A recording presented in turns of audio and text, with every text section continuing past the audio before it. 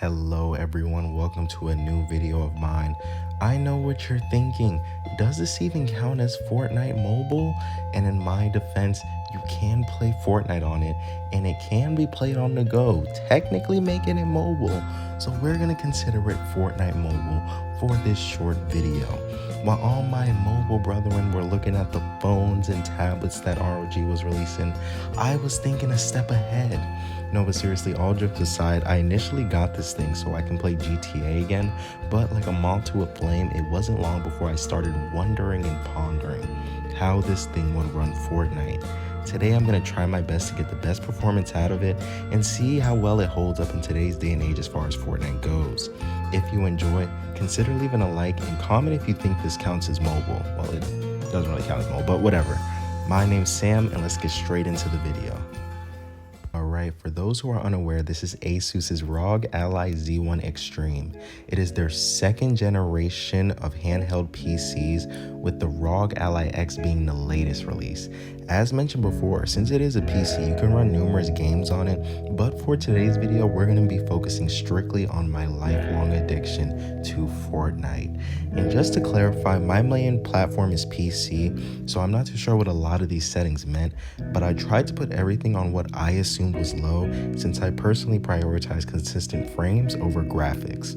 This thing does have a 120 refresh rate, and considering the graphics, I wasn't too worried about this thing underperforming. The thing with these handheld PCs though is the battery life, and they more so push you to play plugged up to get better performance and play for as long as you want. But since this is a mobile channel, we're going to be rating it as a mobile device. So not only is this a test to see just how smooth it runs Fortnite, but also to see how much playtime we can get out of this device with the best settings available while plugged out.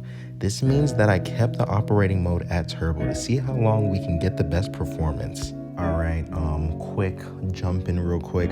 I wanted to throw in that I am using an external controller, which for a reason I think should be noted, honestly. The ROG Ally, it comes with buttons on the back that you can use, and you know, obviously I'm looking for every advantage possible, but for some reason whenever I use them, my hands just cramp up and it's just very uncomfortable. It's a very uncomfortable experience. So if you're looking into this device for Fortnite, that is something to keep in mind. You know, you might have to use an external controller because the way the controller that comes with it, well, that's attached to it is set up, it's very uncomfortable, not usable for a long amount of time unless you're okay with cramps.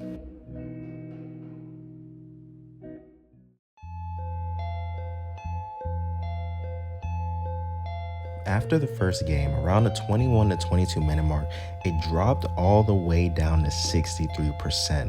The FPS throughout was pretty consistent from what I seen, not really leaving around the 110 to 120 mark. I'm not gonna lie, this battery life was a lot worse than I expected. I at least considered it to be around 80 to 85%, since I practically took all the precautions like turning off the RGB and hindering the graphics, basically taking every disadvantage other than the operating mode. Let's see what happens after game 2.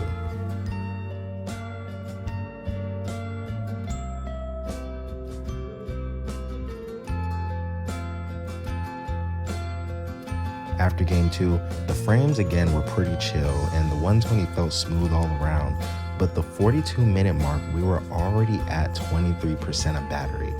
At this point, this test was going a lot shorter than what I expected, so I was mainly just trying to get 2 more decently timed games out before this thing called it a night.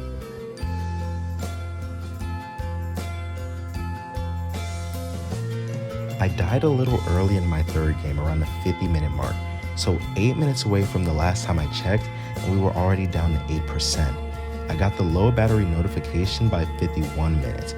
By the game following that ended around 53 minutes, and then we were at 4%. By the time I backed out, it went dead at a staggering 53 minutes and 36 seconds. For my final thoughts, the performance on this thing is good. If you're looking for a good budget PC that you can connect a monitor and throw in a controller or a keyboard or mouse, or you're like me, a college student who doesn't really have time to sit at a setup and just likes to game from here and there, I can justify this as a good device for Fortnite. The frames were consistent and for the most part it ran good. But if you're looking to buy a device like this to replace your Nintendo Switch, for example, and take it with you while traveling on errands, I can 2000% promise you that you will not be satisfied, and can definitely tell you not to buy this device under any circumstances. Other than that, if you enjoyed this video, consider leaving a like, sub, and comment your own thoughts down below. My name's Sam, and I hope you enjoyed.